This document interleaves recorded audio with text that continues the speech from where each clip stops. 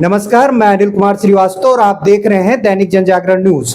आज हमारे वाद विवाद कार्यक्रम में आए हैं विशेष लोक अभियोजक श्री ब्रजेश कुमार पांडे जी, जो पास्को एडवोकेट हैं। और सर, आपका हमारे वाद विवाद कॉलम में बहुत बहुत स्वागत है।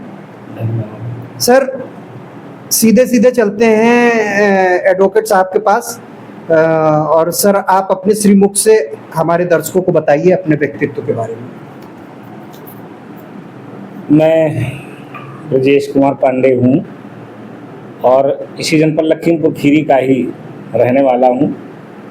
इसी शहर में मेरी पढ़ाई हुई है और मैं 2000 से विद्यार्थी परिषद संगठन से जुड़ा और उसके बाद में मैं 2004 से विश्व हिंदू परिषद का काम प्रारंभ किया। आज विश्व हिंदू परिषद को करते हुए लगभग मुझे 25-20 वर्ष पूर्ण हो गए हैं और मैं इसमें प्रांत स्तर पर पदाधिकारी हूँ विश्व हिंदू परिषद का। साथ ही 2020 से विशेष लोक अभियोजक पाक्सो कोर्ट में कार्यरत हूँ, लखीमपुर में ही। बाकी जो हमारे समाज के प्रति तमाम समय समय पर कार्य होते रहते हैं लखीमपुर में या आसपास के जनपद हैं, उन जिलों में भी अपनी भागीदारी समय के अनुसार रहती है। विधि व्यवसाय में आने के बाद में तमाम ऐसे हिंदुत्व पर मुझे काम करने का अवसर प्राप्त हुआ। वर्तमान समय में तो उत्तर प्रदेश में भारतीय जनता पार्टी की सरकार है, लेकिन हमने उन दिनों में भी उत्तर प्रदेश जिसमें भारतीय जनता पार्टी की सरकार नहीं थी, उस समय हिंदुत्व का काम कुछ लोगों के साथ मिलकर यहाँ किए हैं और तमाम बार पुलिस से, पब्लिक से, ऐसे लोगों से संघर्ष करना पड़ा है। तमाम बार अन्य लोगों से भी संघर्ष करना पड़ा, जिसमें मुकदमे लिखने की नौबत आई और भी प्रकार से नुकसान हुआ। लेकिन चूंकि हम लोग राष्ट्रीय स्वयंसेवक संघ में जब एक बार ध्वज प्रणाम कर लेते हैं, उसके बाद से हम लोग अपने जीवन का मुख्य कार्य ही भारत माता की जय के लिए करना शुरू कर देते हैं और उसी को करते हुए आज मुझे 20-21 वर्ष विश्व हिंदू परिषद में हो गया। जितना संभव हो पाया अपने इस कार्यकाल में मैंने हिंदुत्व के प्रति किया, गौ माता के प्रति किया, साधु संतों के प्रति किया। इस एक चीज़ और मैं बताना चाहूँगा, जिस समय उत्तर प्रदेश में समाजवादी पार्टी की सरकार थी, लखीमपुर जनपद उत्तर प्रदेश के उन चुनिंदा जिलों में था जहां पर गौ हत्या का प्रमुख केंद्र हमारा जनपद लखीमपुर हुआ करता था। और उस दरमियान हिंदू समाज को अपनी गौ माता बचाने के लिए बहुत संघर्ष करने पड़े। हम लोग संगठन के नाते रात रात जग करके पुलिस प्रशासन से, कसाईयों से, गौ हत्यारों से भिड़कर दर्जनों मुकदमे लिखाए और हजारों की संख्या में गौवंश बचाए हैं। तमाम बार आमना सामना भी करना पड़ा, लेकिन चूंकि हम लोग हिंदुत्व का काम करते हैं, प्रशासन ने भी सहयोग किया और इस हिंदू समाज ने भी हम लोगों का सहयोग किया। आज उसी की बदौलत इस स्थान पर पहुंचा हूं, जहां पर 2020 से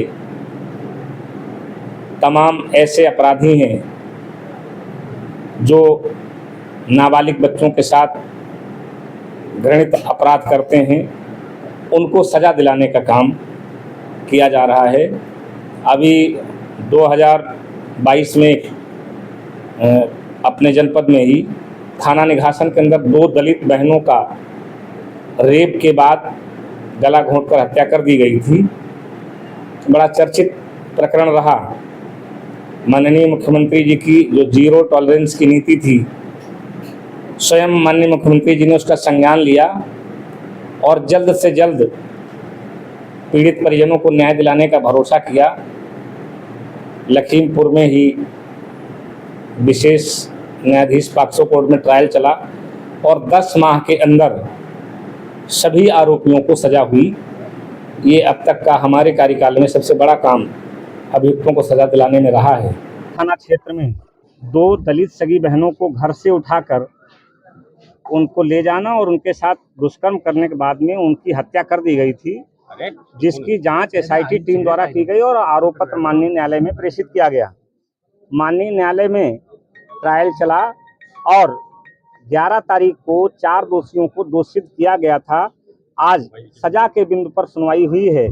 माननीय न्यायालय के द्वारा 2 अवैध लड़कियों को उठाकर ले जाना, उनके साथ सामूहिक बलात्कार करना व उसके बाद उनकी गला दबाकर हत्या कर देना, ऐसा कृत्य जो न सिर्फ दुस्साहसिक है बल्कि जन सामान्य में दहशत पैदा करने वाला है।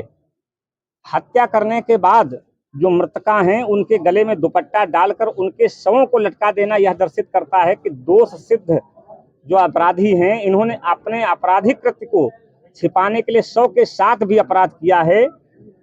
सामूहिक बलात्कार व हत्या के बाद मृतकाओं को लटका देना का कार्य एक आम व्यक्ति के शरीर में सिहरन पैदा कर देने वाला है। अभियुक्तगण जुनैद व छोटू उर्फ सुनील गौतम द्वारा किया गया यह अपराध सामान्य अपराध न होकर विरल अपराध है, ऐसा टिप्पणी माननीय न्यायालय द्वारा की गई है। और अपराध जो अभियुक्तगण हैं जुनैद और छोटू उर्फ सुनील को आजीवन कारावास व 46 हजार रुपये की जुर्माने की सजा सुनाई गई है। और जो उनके सहयोगी अभियुक्तगण हैं आरिफ और करीमुद्दीन को 6 वर्ष का कठोर कारावास है और 5 हजार रुपये की जुर्माना की राशि सुनाई गई है। इसमें जो धनराशि है इसमें 50,000 रुपये विवादनीय मुकदमा है उसको प्राप्त होगी। और जो अभियुक्तगण हैं इनका जो शेष प्राकृतिक जीवन है जब तक सांस रहेगी तब तक की इनकी सजा बरकरार रहेगी, ऐसा माननीय न्यायालय द्वारा फैसला सुनाया गया है। उसके अलावा भी आए दिन सजाएं होती हैं जिनमें भी एक अपराधियों के प्रति भय का माहौल बनता है।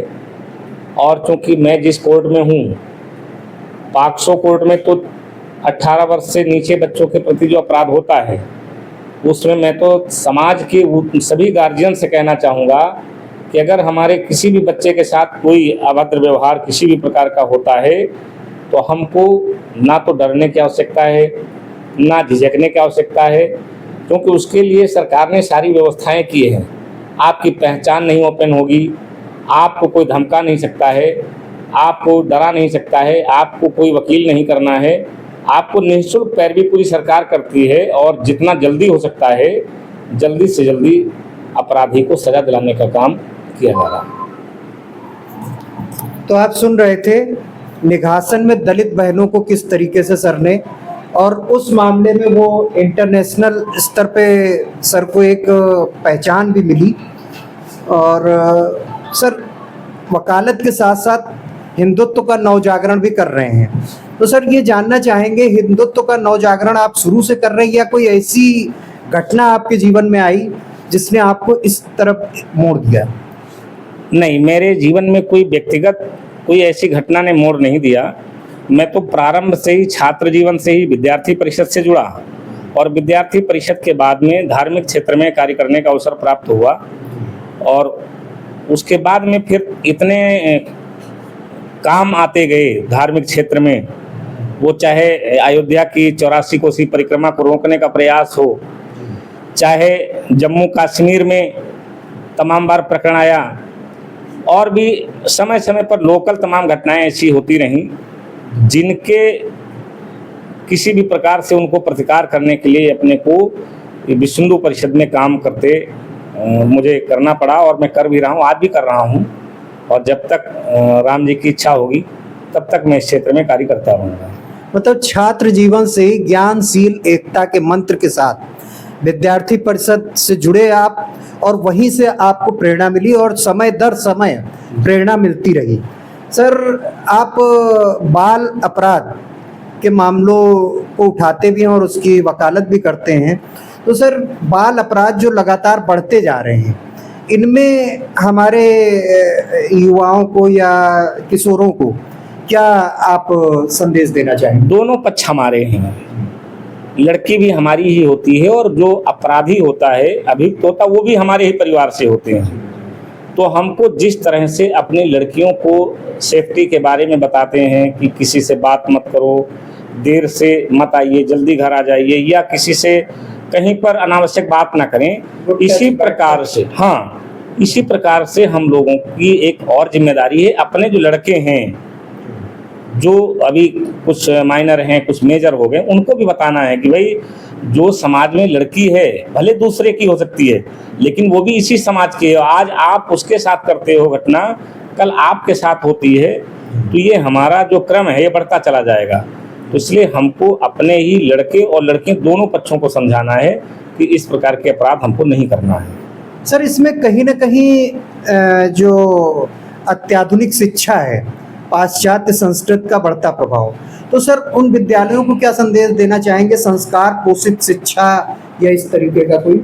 आज जो हमारे विद्यालय हैं, अधिकतर विद्यालयों में तो इंग्लिश मीडियम में बच्चे को पढ़ाने के लिए हम लोग प्राथमिकता देते हैं, लेकिन हम कभी उस बच्चे पर ध्यान नहीं देते कि हमारा बच्चा जो पढ़ रहा है उसके अंदर संस्कार आ रहे हैं कि नहीं आ रहे हैं। हम केवल व्यावसायिक दृष्टि से अपने बच्चे को शिक्षित करते हैं, ये गलत है। समाज को ये सोचना चाहिए कि अगर बच्चा हमारा संस्कारी होगा तो व्यावसायिक दृष्टि से भी अच्छा निकल जाएगा, और अगर हम केवल उसको पैसे के लिए ही पढ़ा रहे हैं तो निश्चित रूप से वो हमको पैसा तो दे सकता है लेकिन संस्कार नहीं दे पाएगा, क्योंकि परिवार में जब तक हम लोग संस्कार नहीं पाएंगे, बच्चे को संस्कार नहीं सिखाएंगे, नहीं देंगे, तब तक वो अगली पीढ़ी को नहीं बताएगा। और यही कारण है आज हमारे समाज में, पूरे देश के अंदर जितने भी ओल्ड होम्स हैं वो बढ़ रहे हैं, यही कारण है। क्योंकि हम अपने बच्चे को शुरुआत से प्रारंभिक शिक्षा से कहते हैं कि अच्छा पढ़िए, अच्छी नौकरी लग जाए, अच्छा आपका पैसा मिले। बच्चे को हम कभी नहीं सिखाते हैं कि नहीं हम पढ़ाई अच्छी करेंगे।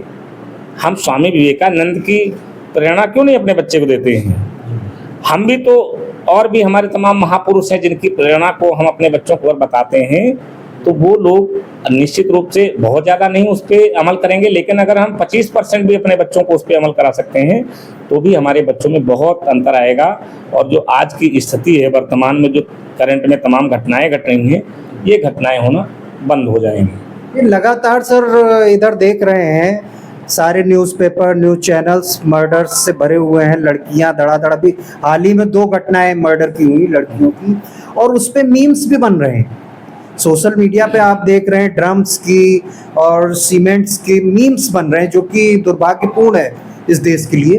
तो सर जो लगातार ये घटनाएं हो रही हैं, उस पर कानूनन सुधार के क्या उपाय हो सकते हैं? इस जो रील्स बन रही हैं या लोग उसको मजाक के रूप में ले रहे हैं, इस पे प्रशासन को तुरंत एक्शन लेना चाहिए, क्योंकि घटना कभी भी और कहीं भी किसी के द्वारा हो सकती है। कोई प्री प्लानेट नहीं होता है। अब किसके दिमाग में क्या चल रहा है और हम मजाक बना के उसको रील्स बना रहे हैं और समाज में और प्रचारित कर रहे हैं, इसका मतलब हम उस घटना को और बढ़ावा दे रहे हैं कि इस प्रकार से करिए। तो उस पर तुरंत प्रशासन को एक्शन लेना चाहिए। और चूँकि मैं विधिक रूप से जुड़ा हूँ, न्यायिक रूप से भी उसमें एक्शन लेना चाहिए और कड़े कानून बना करके जो इस प्रकार की घटनाएं हो रही हैं, जैसे पत्नी से ज़्यादा विश्वास कोई किसी पर नहीं किया जा सकता, पत्नी ही ऐसी घटनाएं कर रही है अपने प्रेमी के साथ मिलकर, तो ये चिंतनीय विषय है। लेकिन इसको भी हम समाज के स्तर पर जब देखेंगे तो अपने परिवार के बीच में जब बैठ के बातचीत करना हम लोग शुरू करते हैं तो तमाम ऐसी समस्याएं ओपन हो जाती हैं। हम लोग अपने में व्यस्त रहते हैं, बच्चा अपने में व्यस्त है, माँ बाप अपने अपने में व्यस्त हैं। इन कारणों से भी हमारे ये दिक्कतें आती हैं और परिवार में इस प्रकार के अनचाहे कदम हो जाते हैं। तो इसलिए हम सब लोगों को जागरूक होना है कि इस प्रकार की घटनाएं ना हो। जो अभी घटनाएं घटी हैं 1-2, तो लड़की के घर वाले भी सपोर्ट नहीं करते हैं उस लड़की को जी। उनका भी कहना है कि उसको सजा मिलना चाहिए, हर व्यक्ति कहता है, लेकिन एक पक्ष ये भी है कि वो किसी घर की लड़की है। हम जब तक हमारे घर में लड़की रहती है तो बड़ी सौम्य रहती है, बड़ी शिक्षित रहती है, संस्कारी रहती है। जैसे ही वो बहू बन के जाती है वो क्यों इस प्रकार का रूप ले लेती है, इस पर हर माँ बाप को थोड़ा सा विचार करने की आवश्यकता है कि हम अपने बच्चों को, विशेषकर लड़कियों को, क्योंकि लड़कियां दो परिवार को लेकर चलती हैं, और जो पति होता है वो पहले से ही दबा हुआ है, पूरे परिवार का बोझ उस पर होता है, चाहे जितना वो मेहनत करे, चाहे जितना पैसा कमाए, लेकिन उसके बाद भी उस पर बहुत से बोझ रहते हैं। तो इसलिए महिला को थोड़ा सा एक्टिव रहना है और ऐसे घटनाएं ना हो, इसके लिए हम सबको जागरूक होना पड़ेगा। सर, हमारी लखीमपुर की जनता के नाम कोई संदेश देना चाहते हैं? लखीमपुर की जनता, अभी तो हम लोग कहेंगे सबसे बड़ा काम तो हम लोग कहें नागरिक कर्तव्य जो हमारे हैं। आज के समय में हम लोग सब केवल अपने अधिकार जान रहे हैं। मैं तो लखीमपुर की जनता से कहना चाहूँगा कि अगर पुलिस का एक सिपाही आपको टोकता है कि भाई आप हेलमेट क्यों नहीं लगाते हो, तो वो एक अपनी ड्यूटी कर रहा है, लेकिन वो आपके जीवन को बचाने के लिए ऐसा कर रहा है। हमारी सोच ऐसी हो जाती है कि नहीं, हम तो इसलिए हेलमेट लगाएं कि हमारा चालान ना काट दे। तो ये नागरिक कर्तव्य में हम लोगों का दायित्व है कि हम लोग अपने सेफ्टी के लिए हेलमेट लगाकर चलें। जो आज अत्यधिक गर्मी पड़ने की ज़्यादा संभावनाएं हैं, पिछले वर्षों से ही कहा जा रहा है, वैज्ञानिकों ने कहा है, वृक्षारोपण हम लोगों को करना चाहिए। अपने घर पे जिस प्रकार से गर्मी अभी से स्टार्ट हो गई है, छत पे जल रखना चाहिए, क्योंकि पक्षी आते हैं। दरवाज़ों पर नांद रखी जाए, पानी भरा जाए उसमें, क्योंकि गौ माता आती हैं और भी छोटे छोटे जानवर आते हैं, कुत्ते हैं, बंदर हैं, वो पानी पीते हैं। ये सारे कार्य हम लोगों को करना चाहिए। इससे हमारा सबसे बड़ा काम हो जाता है। समाज के प्रति जो मेरी जिम्मेदारी है वो हम ही से तय होगी। हम प्रशासन के भरोसे कर रहते हैं कि प्रशासन इसमें कुछ करेगा तो भला होगा, तो ऐसा नहीं है। हमको जाम नहीं लगाना है, हमको अपनी साइड में चलना है। मैं लखीमपुर की जनता से यही आह्वान करना चाहता हूँ कि हमारे जो नागरिक कर्तव्य हैं इनको हम लोग प्रमुखता से ध्यान रखें तो ज़्यादा अच्छा रहेगा। और चलते चलते सर, एक वकील के नाते नहीं, एक हिंदुत्व नेता के नाते नहीं, एक आम लखीमपुर शहरी के नाते, जबकि लखीमपुर का लगभग 50% काम मेरे ख्याल से लखनऊ से होता है, राजधानी लखनऊ से। तो सर, हर गांव के पुल के बारे में और यहाँ जो ट्रेनें हैं, ट्रेनों के संचालन के बारे में दो शब्द सर। निश्चित रूप से ये बड़ा आपका अच्छा प्रश्न है। हालांकि राजनीतिक लोग इस पर बता सकते हैं ज़्यादा गहराई से, लेकिन जो एक आम नागरिक, हाँ, आम नागरिक की जो आवश्यकता है, इस पुल को बहुत शीघ्रता के साथ बनवाना चाहिए, क्योंकि बहुत लंबे समय से पेंडिंग है। ये जनहित में ठीक नहीं है। दूसरा, जो लखीमपुर की रेलवे लाइन है, कनेक्टिविटी बढ़ी है, लेकिन अभी जिस प्रकार से होना चाहिए नहीं है। तो जो बड़े अधिकारी हैं, जो राजनीतिक लोग बड़े पदों पर हैं, उनको तुरंत इस पर एक्शन लेकर के और लखीमपुर से सीधी ट्रेन दिल्ली तक जाए, और जहाँ जहाँ आवश्यक है, जैसे हम लोग धार्मिक क्षेत्र में भी अयोध्या की बात करते हैं, काशी की बात करते हैं, मथुरा की बात करते हैं, प्रयाग की बात करते हैं, तो लखीमपुर से इन सभी जो प्रमुख स्थल हैं उत्तर प्रदेश के अंदर, सब जगहों पर हमारी लखीमपुर से ही ट्रेन जाना चाहिए। ये मेरी मांग भी है और जनहित में आवश्यक भी है। अब सर, धार्मिक में थोड़ा सा महाकुंभ के विषय में। महाकुंभ तो अलौकिक रहा है, उसमें कहना क्या। जितने लोगों को आने की उम्मीद थी उससे कहीं ज़्यादा लोग आए हैं। मुझे लगता है कि हमारा जो देश है वो आधी से ज़्यादा जनसंख्या वहाँ पहुँच गई और कहीं पर अव्यवस्था नहीं हुई। सब प्रसन्नता पूर्वक वापस आए हैं, सब अपने घरों में सब प्रसन्न हैं। आज भी नहीं, हम लोग सदियों तक इस महाकुंभ को याद करेंगे। जो लोग पहुंच पाए हैं, जो नहीं पहुंच पाए, उनके लिए भी सरकार ने व्यवस्था किया है। सरकार के द्वारा उनको पानी हर जिले में भेजा गया, दिया भी जा रहा है। तो मेरा कहना है कि ऐसे आयोजन होने से मुझे लगता है कि पूरा हिंदुत्व भारत में कहाँ पर नज़र आया। कहीं पर कोई ऊंच नीच नहीं, कोई जाति पात नहीं, सब हिंदू थे। और यही सहोदर, जैसे हम लोग कहते हैं, हिंदवा सोदरा सर्वे, तो वो भावना हमें प्रयागराज में देखने को मिली कि हम सभी हिंदू हैं और हम तो सबका स्वागत करते हैं, और सब वो प्रत्यक्ष रूप से दिखा। इसलिए मैं तो सभी को बहुत बहुत बधाई देना चाहता हूँ। जो लोग गए हैं, जो नहीं जा पाए, तो अब जाएं। एक बार प्रयागराज में जाना चाहिए, बड़ा अलौकिक है। इतने देश के अलावा बाहर से बहुत लोग आए हैं केवल हमारे यहाँ की संस्कृति को देखने के लिए। तो एक बहुत अच्छा अवसर है उत्तर प्रदेश के अंदर कि प्रयागराज जैसे स्थान है, तो बहुत अच्छा लगा इसमें। तो आप सुन रहे थे एडवोकेट ब्रजेश पांडे सर का व्यक्तित्व दर्पण और सामाजिक समर्पण। यूं ही हमें देखते रहने के लिए हमें लाइक सब्सक्राइब जरूर करें। हम आपको रूबरू करवाते रहेंगे लखीमपुर की ऐसी शख्सियतों से। तो नमस्कार, जय हिंद, जय भारत।